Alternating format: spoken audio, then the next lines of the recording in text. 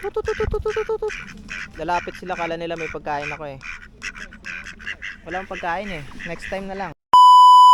Good day guys. Ngayong araw samahan nyo akong libutin tong Bayberry Park ng Tonton. Nabalitaan ko kasing madami daw bibi dito. Tsaka mga pakalat-kalat na hamster na pwede mo silang pakainin kung may pagkain kang dala. Dito pala sa park na to is pwede kayong mag-jogging, mag-bike, or igala nyo yung pamilya nyo kung gusto nyo. Pwede mo ding dalhin yung jowa mo dito kung may jowa ka, maglakad-lakad ka, ganyan. Pero kung wala kang jowa, gayahin mo na lang yung ginagawa ko. Nakaupo lang ako dito sa gilid, naghahanap ng kung ano-ano. Hindi, wala akong hinahanap. Kanina pa kasi kami naglalakad dito, kaya nagpahinga muna ako saglit. After ko nga nagpahinga is naglakad-lakad ulit ako, tapos nakita ko tong magandang bahay na to na napapalibutan ng madaming bulaklak na iba-iba. Sakaling mapunta kayo dito sa UK, tapos makakita kayo ng madaming bulaklak na ganito kaganda, is huwag kayong pipitas dyan kasi bawal daw yun, sabi nung iba. Masarap din sana magpa-picture sa loob niyan, kaso lang nakasirado yung chinek ko. Gusto ko sanang buksan kaso wala sa akin yung susi niyan eh.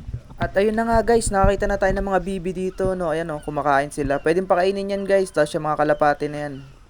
Ang dami niyan nila dito. Masarap sana gawing adobo yan o kaldereta, kaso lang bawal hulihin yan guys eh. Kung sakaling mapupunta kayo dito, wag niyong huhulihin yan, bawal. Guys, dito sa park na to, no, napakadaming ibon, tapos napakadaming duck.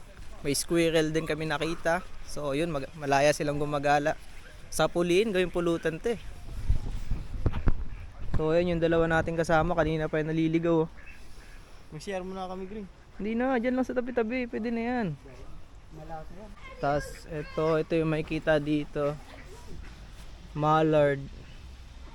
Mallard pala yan. Kasi may pako-pako. Dami.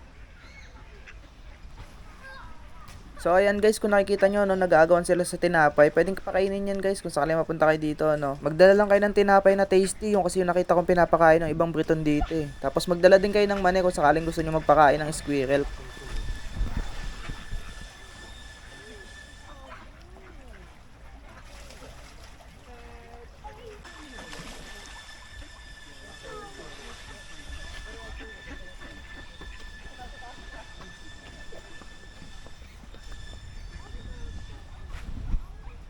So yun guys, dito naman sa part na to, no, ang daming kalapate. Ay naglipadan, tas ang dami ding bibi dito sa part na to. Ayun. Naglipadan yung mga kalapate. Ang daming bibi, kahit saan ka makita ng ano, ang daming bibi.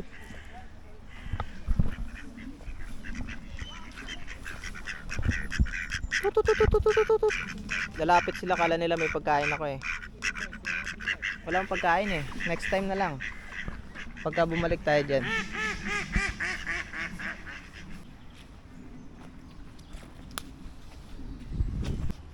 At yun na nga guys, no, nakakita na tayo ng isang squirrel. Lalapit sana sa atin to kaso lang wala tayong pagkain kaya lumayo din to. Kung baga, lalapit lang siya sa'yo pag may kailangan siya, ganun. Katulad nito, lumapit siya sa isang mama na to kasi may daladalang tong mani eh. Pinapakain niya yung kukunin yung mani. Kaya next time pag pupunta kayo dito na magdala kayo ng mani kasi lalapit yan sa inyo pag may mani kayong dala. Tapos yung ibang squirrels, makikita mo na nasa puno, naglalako sila. Kaso pag lalapitan mo talaga sila is nagtatago sila sa'yo, para nakikipagtaguan pa nga sila sa'yo dito sa puno. Actually, hindi lang talaga sa park na to makakita ka ng squirrel. Kahit saan naman dito sa UK is makakita ka ng squirrel eh. Doon nga sa planta namin, nakakita ko ng squirrel. Or kung saang damo-damo, merong squirrel, may rabbit, ganyan, makakita ka ng usa. Pero dito lang ako sa part na to nakakita ng madami talaga. Pero sa iba naman nakakakita ako eh. Ang pinaka-cute makita talaga dito is yung rabbit, lalo na pag tumatakbo na sila. At yun, napagod na nga kami sa paghabol sa squirrel, no, kaya naupo na lang kami dito. Pahinga na kami. At after namin mapagod kakaikot dun sa park, lumabas din kami para makita tong dragon na to. Hindi, joke lang, lumabas lang talaga kami, nadaanan lang namin yung dragon na yan, di naman namin alam yan. Tapos guys, Sabado pa lang ngayon dito na wala kaming pasok. Pagka ganitong wala kaming pasok, kaysa mag-inom kami sa bahay, magmukmok, kung ano-anong gawin namin sa bahay, maboard kami doon. Ginagawa namin is gumagala na lang kami, tapos naglalakad-lakad kami dito, no. Pampalipas oras na din to, para hindi namin namimiss yung Pilipinas. Yun lang, maraming salamat, thank you.